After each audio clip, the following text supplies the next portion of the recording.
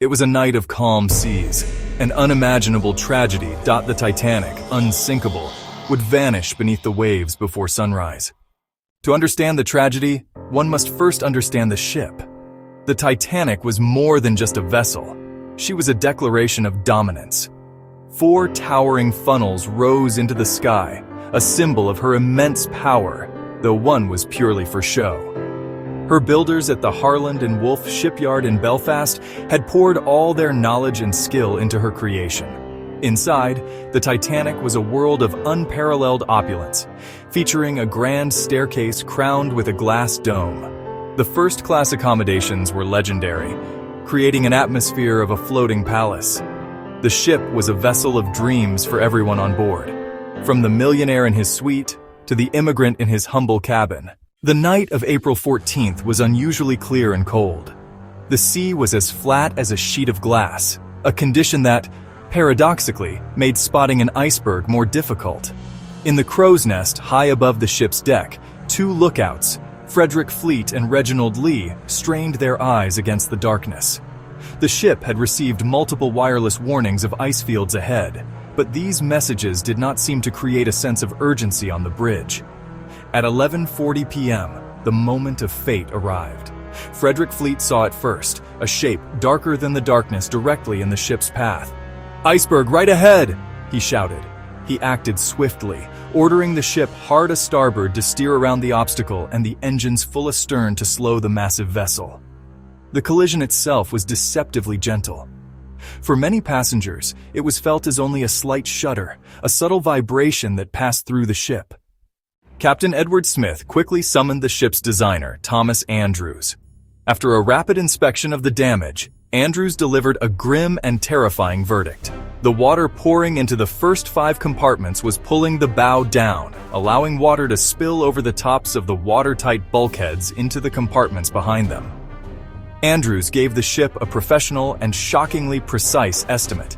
She had at most an hour and a half, perhaps 2 hours, before she would founder. The realization of the ship's fate spread slowly and unevenly. In the first-class areas, stewards calmly roused passengers, advising them to put on their lifebelts. On the boat deck, an ordered yet tragically flawed evacuation began. The command, "Women and children first," was given, but its interpretation varied. The most terrible truth of all was the simple, horrifying arithmetic. The Titanic did not have enough lifeboats for everyone on board. The orchestra, led by Wallace Hartley, famously assembled on deck and began to play. Their calm, cheerful music was a surreal counterpoint to the growing chaos. As the last lifeboats pulled away, they left behind more than 1,500 people on the sinking ship. The lights, which had burned so bravely throughout the ordeal, flickered one last time and then went out, plunging the ship into a terrifying darkness. The immense weight of the water in the bow pulled the stern high into the air until it was pointing almost vertically towards the heavens. Then, under the unimaginable stress, the hull gave way. The Titanic broke in 2 between the 3rd and 4th funnels. At 2:20 a.m. on April 15, 1912, the great ship disappeared beneath the waves. What followed was a sound that would haunt the survivors for the rest of their lives. The collective cries of over 1,000 people struggling in the freezing water. In the darkness, the survivors in their small boats could only wait, adrift on a calm black sea under a canopy of brilliant stars. As the first light of dawn broke on the horizon, it revealed a scene of grim reality. And then, a beacon of hope appeared.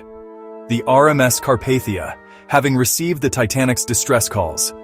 The crew and passengers of the Carpathia worked tirelessly to pull the frozen, exhausted people from the lifeboats, offering them warmth, blankets, and care. The news of the disaster sent shockwaves around the world. Initial reports were confused, with some newspapers even claiming that all passengers were safe.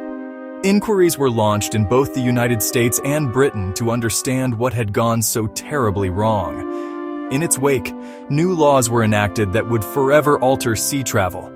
The first international convention for the safety of life at sea was held in 1914. Over a century later, the story of the Titanic continues to captivate the human imagination. It is more than just a historical event. it has become a powerful myth. The Titanic lies now in quiet darkness on the ocean floor, a silent monument to a single terrible night. But its legacy endures. The Titanic's story is not just one of tragedy, but of lessons learned at a terrible cost. If you enjoyed this journey through history, help us bring more stories to life. Tap like to let us know, share this video with a fellow history lover, and subscribe to Time Capsule Stories for more moments that shaped our world. Your support keeps history alive.